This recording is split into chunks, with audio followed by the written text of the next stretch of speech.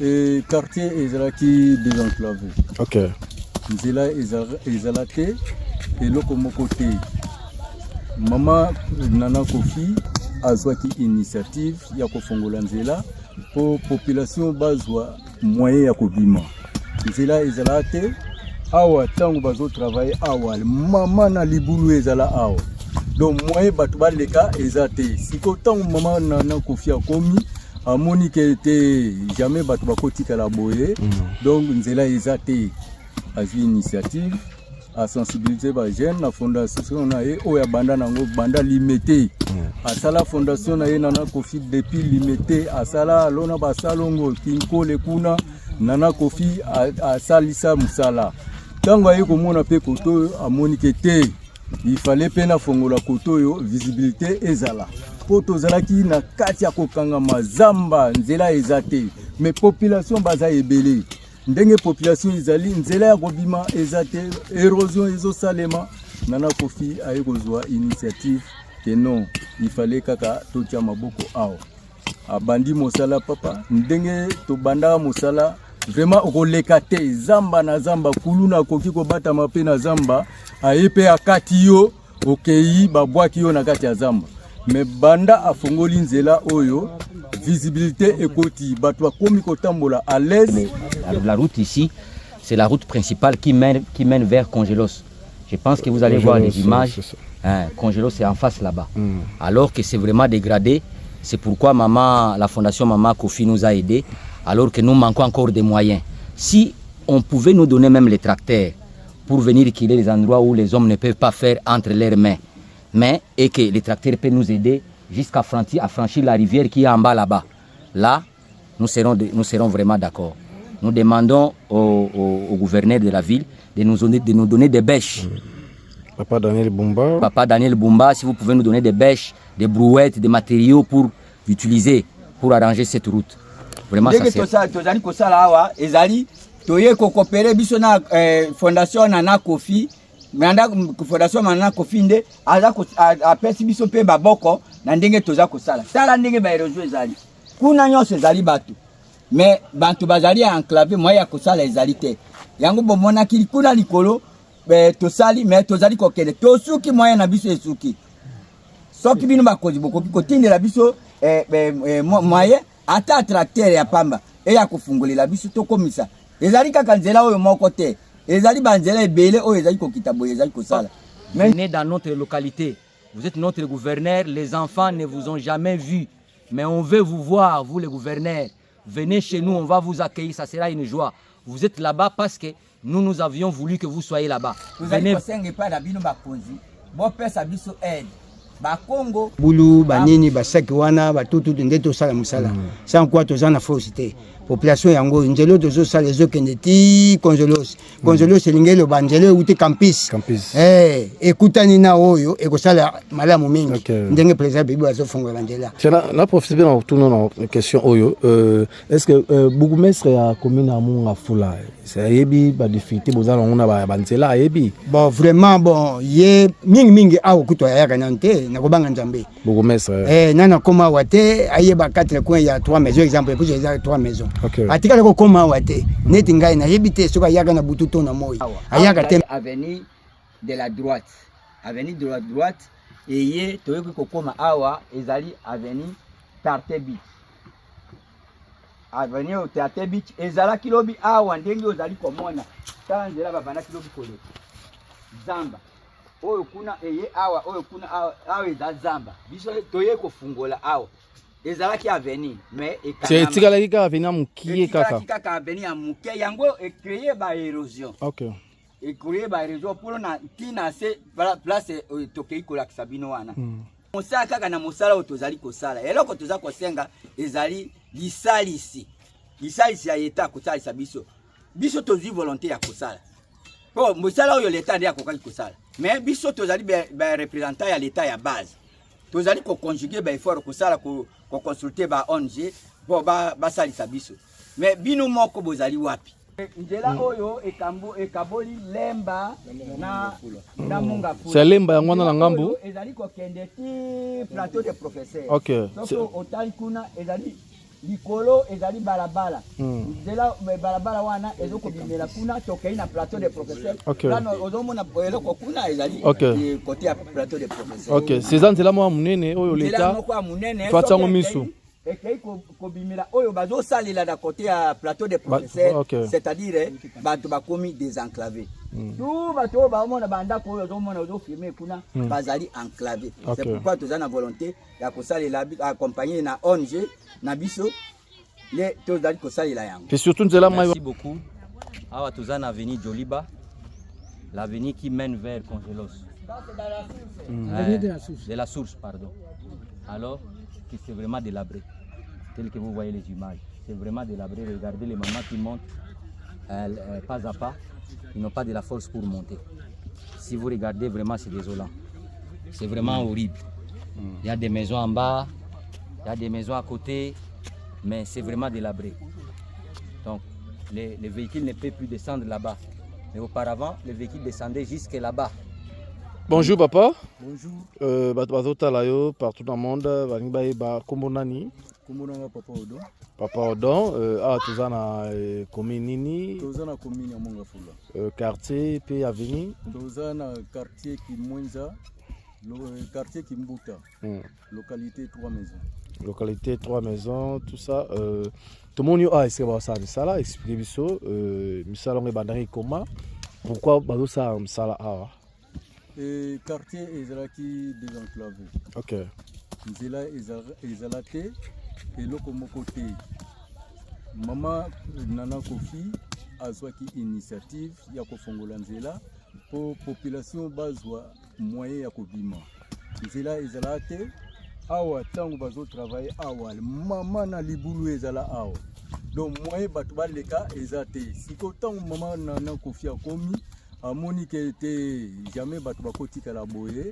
Donc nzela ezate azwi initiative à sensibiliser ba jeune na fondation na ye oya banda nango banda limité asala fondation na ye Nana Kofi depuis limité asala alona basalongo kinkole kuna Nana Kofi asalisa musala tango aye komona pe koto amoni que te il fallait pe na fongola koto yo visibilité ezala poto zalaki na kati ya kokanga mazamba nzela ezate mais population baza ebele ndenge population ezali nzela ya kobima ezate érosion ezosalema Nana Kofi aye kozwa initiative que non il fallait kaka totia maboko awa abandi mosala papa ndenge tobanda mosala vraiment okoleka te zamba na zamba kuluna koki kobata mape na zamba aye pe akati yo okei babwaki yo na kati ya zamba mais banda afongoli nzela oyo visibilité ekoti bato bakomi kotambola à l'aise bamoto ekomi koleka nyonso wana eza kaka fondation Nana Kofi mais loboko mokuse tozosenga soki bino bakonzi bokotia biso ba maboko botie mama Nana Kofi maboko po a continuer na idée oyo aza nango ba quartier eza vraiment ya kobeba na 3 maisons awa banzela eza te mais azo continuer kaka ko travailler ba veni nyonso akokota po asilisa musala na ye ndenge sengeli mais azana moyen te soki beaucoup l'état koki kotia ye maboko po apesa ye ba matériel oyo ezozanga ba machette ba coupe ba brouette pour a continuer kokunda a lutter contre ba érosion ndenge mokonzi mboka lobi kin ezobonga eza teke kaka pona Prince Pamba eza teke pona ba commune oyo eyebana kombo 3 maisons quartier Kimbuta eyebana pe kombo yango Nana Kofi akwei na mabele ya 3 maisons na quartier Kimbuta azo salsa salon azo salisa idée na ye donc fondation na ye ekoti na kati ya 3 maisons o ezala na limité et outil limité ekoti siko na kati ya mabele ya 3 maisons. Merci. Bonjour papa. Bonjour papa. On se présenter na ba partout dans le monde. Ngai nazali chef de localité Bombambo na quartier Kimbuta na commune ya Mongafula. Ngai komo na ngai Charles Botoko. Yazali awa tozali kosala mosala oyo biso na fondation na ONG wana esalisi biso po tosala awa ezali avenue de la droite eye toyoki kokoma awa ezali avenue Tarte Beach. Avenue Tarte Beach ezalaki lobi awa ndenge ozali komona tala nzela babandaki lobi koleka zamba oyo kuna eye awa oyo kuna awa eza zamba biso toye kofungola awa ezalaki avenue mais ekalaki kaka avenue ya mokie kaka avenue ya mokie yango ecreye ba érosion. Ok. Ecreye ba érosion pour na tina se place tokei kolakisa bino wana nde ezali kuna nde esalami mais awa lokola tofungoli mbula ta eye ekoleka nango pete ekokende mais tozali kosenga mosala kaka na mosala oyo tozali kosala eloko toza kosenga ezali lisalisi ya leta kosalisa biso tozwi volonté ya kosala po mosala oyo leta nde akokaki kosala mais biso tozali ba représentant ya leta ya base tozali koconjuguer ba effort kosala koconsulter ba ONG po basalisa biso mais bino moko bozali wapi yango tozali na posa ya bopesa biso aide na bino bao brouette Congo bachete babeche bopesi biso biloko wana lokola tiso tozala na makasi ya kosalela makambo wana te bo tracteur ekoki kokotela biso awa eye na babrikayo ebwakeli biso mpo ekoma makasi biso tozali na mabele oyo ezali ya pete ya bonga fula mais soki boye na mabele bomemi biloko ya makasi bambele ya makasi babrikayo na banini bobwakeli biso awa tokosepela makasi nzela oyo nde naoki eza nzela oyo ekaboli eke tutwa boye mai ekaboli lemba na nzela oyo ekaboli lemba na munga fula c'est lemba yango wana na ngambu ezali kokende ti plateau de professeur ok soki otali kuna ezali likolo ezali balabala nzela balabala wana ezokobimela kuna tokei na plateau de professeur kana ozomona eloko kuna ezali côté ya plateau de professeur ok c'est nzela moko munene oyo leta fatsango misu ekei kobimela oyo bazosalela na côté ya plateau de professeur c'est-à-dire bato bakomi désenclavé tout bato oyo baomona bandako oyo ozomona ozofirme kuna bazali enclavé c'est pourquoi toza na volonté ya kosalela accompagner na ONG na biso le tozali kosalela yango et surtout nzela mai wana fo pont il faut kosalela biso ata pont ata na mabaya ya mabaya ndenge basalaka na mboka te leta monga fula papa monga fula lemba batsala mabaya basalela biso pont oyo elekaka mituka elekaka ti kuna po ezali raccourci munene de totournaka na ndenge ya prakamp bana classe pe balekaka na tongo wana.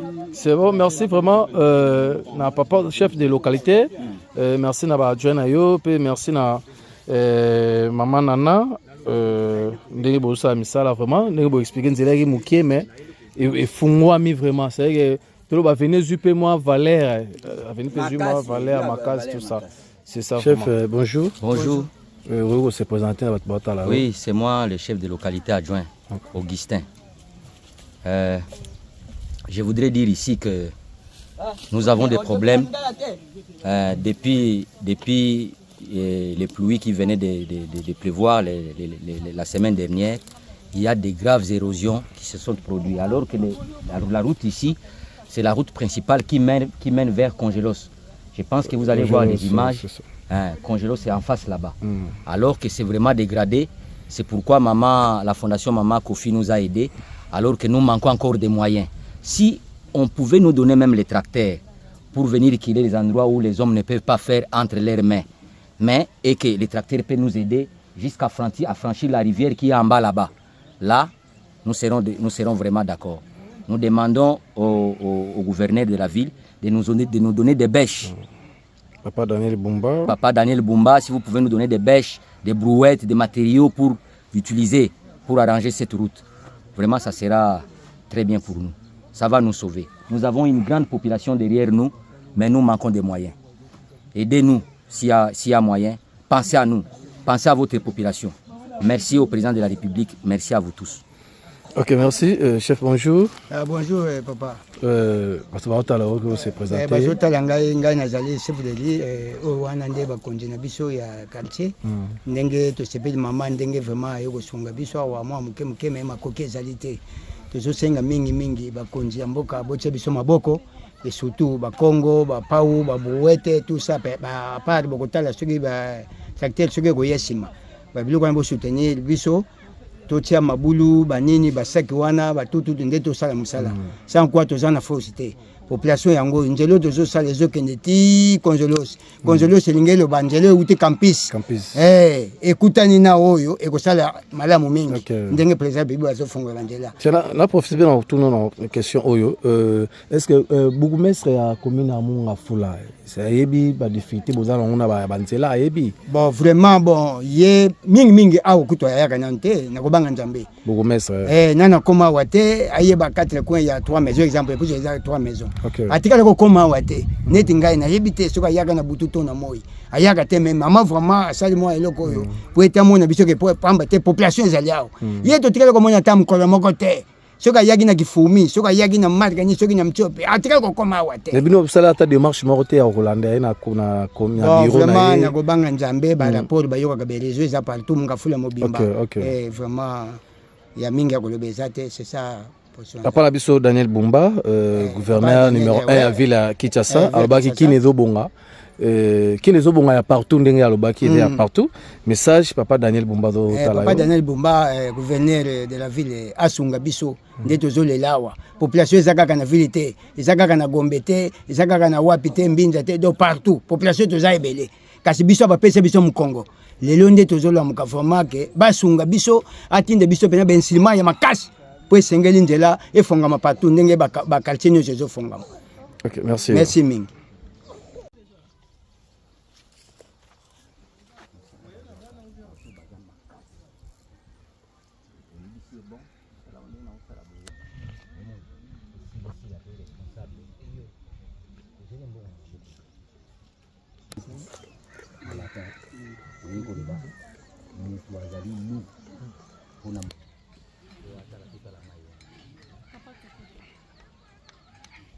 Voilà, merci beaucoup. Nous avançons petit à petit pour atteindre la rivière qui sépare Lemba et Mongafula, de ce côté ici.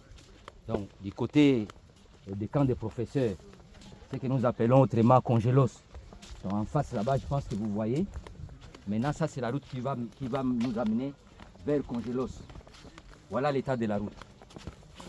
C'est comme un petit sentier où les gens ne peuvent pas emprunter la nuit.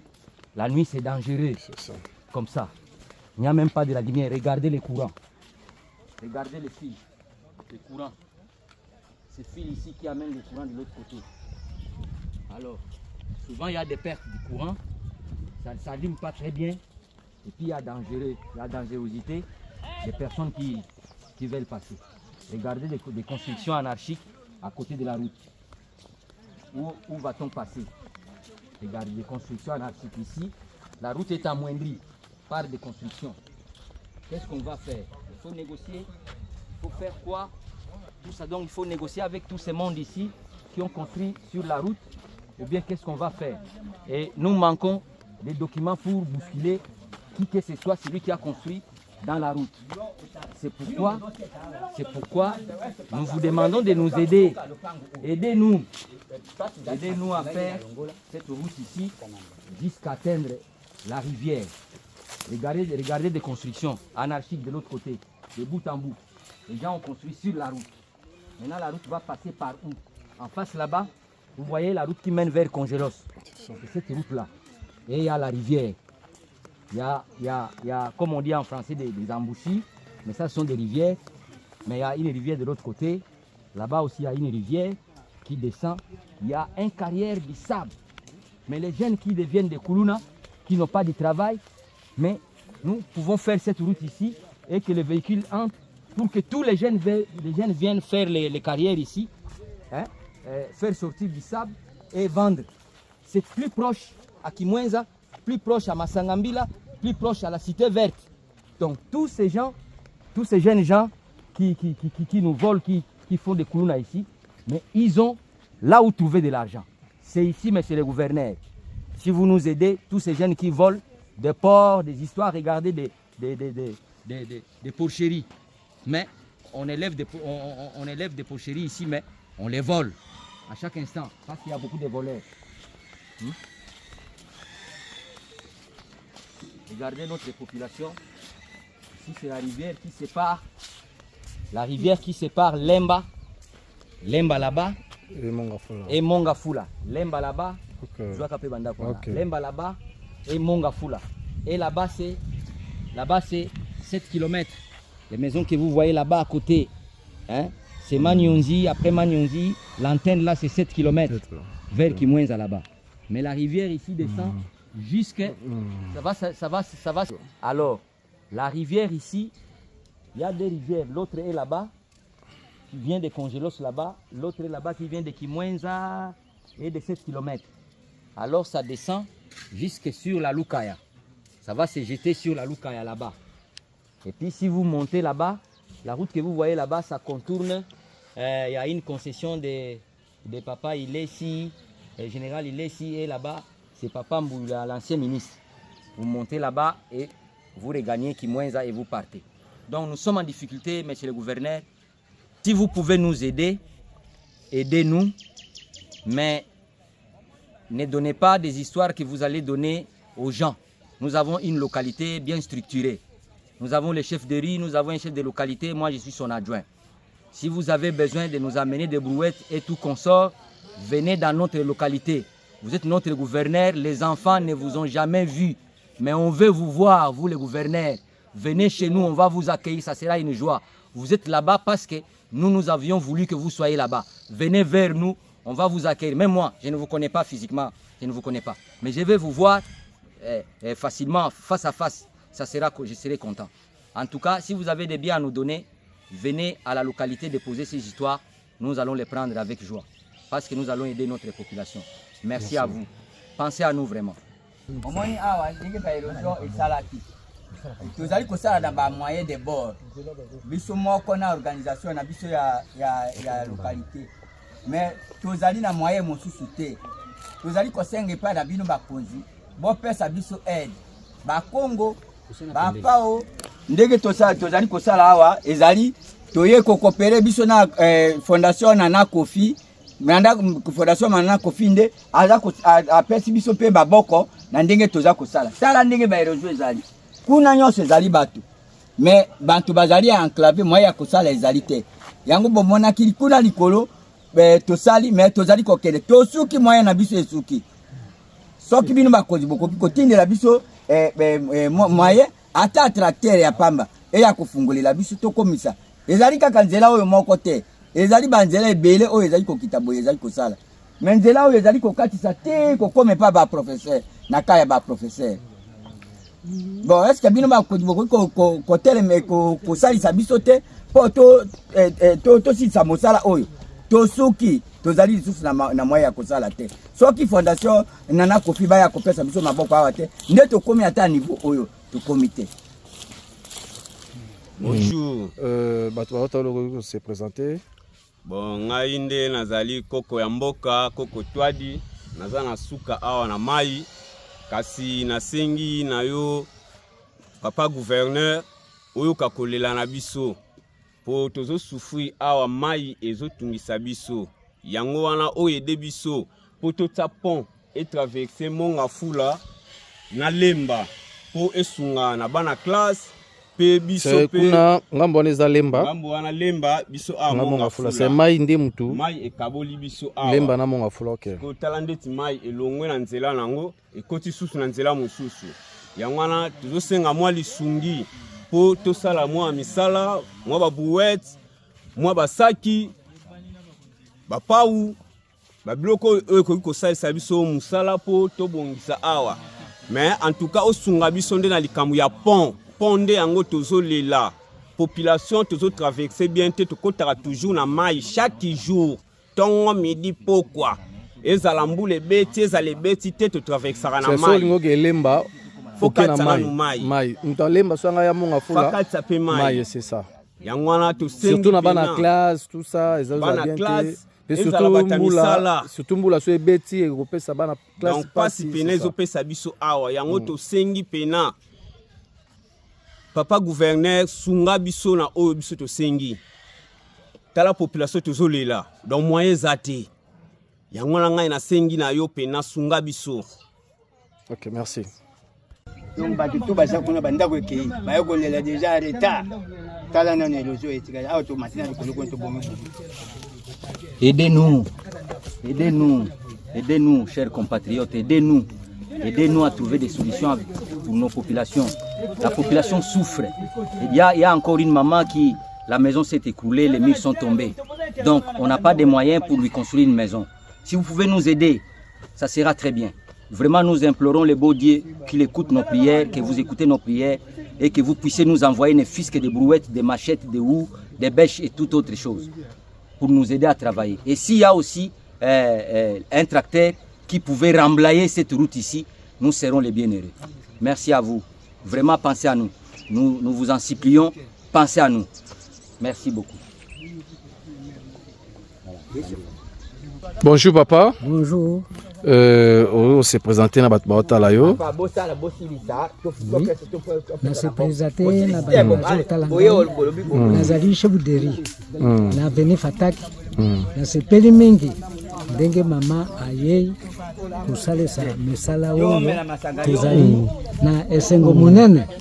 Et puis tozali pe na chef du quartier na biso nyonso na bana oyo tozosala mosala wa tozali na esengo monene. Papa Olobi oza chef Deri nzela oyo ezalaki nde nini avec koma boye? Nzela oyo ezalaki liboso efungwamaki nano lokola ekomi boye te ntango mama ayei kofungola yango tosepeli na yango makasi. Alors moto basalaka ndenge wana tosengi na bino bakonzi bokoki kosunga biso pe pwana nzela oyo ezala vraiment normal. Ok, merci beaucoup papa. Merci beaucoup. Awa tozana avenue Joliba, l'avenue qui mène vers Congelos. De la source, pardon. Alors que c'est vraiment délabré, tel que vous voyez les images. C'est vraiment délabré. Regardez les mamans qui montent pas à pas. Ils n'ont pas de la force pour monter. Si vous regardez, vraiment, c'est désolant. C'est vraiment horrible. Il y a des maisons en bas, il y a des maisons à côté, mais c'est vraiment délabré. Donc, les véhicules ne peuvent plus descendre là-bas. Mais auparavant, les véhicules descendaient jusque là-bas. Mais maintenant, il n'y a plus moyen. Regardez là-bas, les véhicules arrivaient jusque en bas là-bas, vers la rivière. Mais maintenant, il n'y a plus moyen. Parce que c'est vraiment compliqué. C'est compliqué. Merci. Voilà. Le dimanche passé, on avait construit des barrières. Ça, c'est un particulier qui a fait avec son argent. Puis maman nous a aidés. Il y a l'autre là-bas, il y a l'autre là-bas en bas. 1, 2, 3, 4. Il y en a 4. 2 en bas, 2 ici, vers le haut. Voilà. L'autre est ici, pour barricader l'eau. L'autre est là-bas. Regardez des grandes maisons à gauche. Ça, c'est une école. Ça, c'est une école Espérancia. Voilà les barrières que nous avons érigées. Voilà des pinets. Donc, il n'y a pas moyen. Donc, c'est vraiment dangereux. C'est vraiment dangereux comme ça la nuit.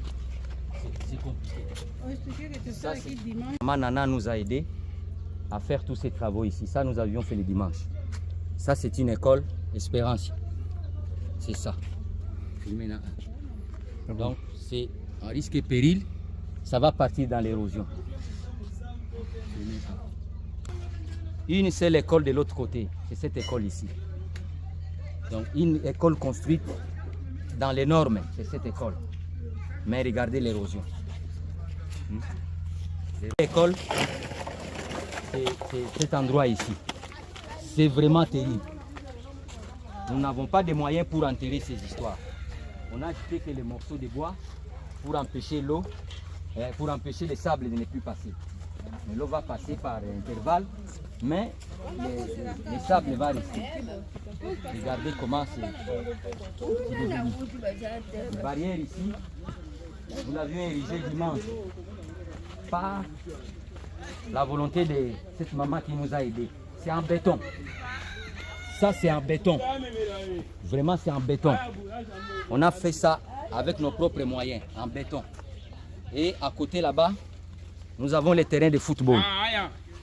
À côté, donc à 10 mètres, à 20 mètres ici, c'est le terrain de football. Voilà un peu la situation dans notre localité. Mais il y a d'autres endroits où on n'a pas filmé parce qu'on n'a pas le temps. C'est bon, merci. Merci beaucoup. Voilà la route, l'état de la route. C'est vraiment délabré.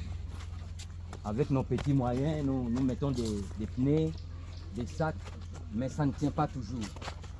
Mais si le tracteur peut venir balayer toutes ces histoires et arranger comme il faut, si on a l'argent, on peut faire des caniveaux jusque sur la grande rivière là-bas. Localité Voilà. Regardez l'état de la route. Il n'y a plus moyen, même les petits véhicules qui passaient, ces petits véhicules qui passaient, mais ça ne passe plus. C'est dangereux.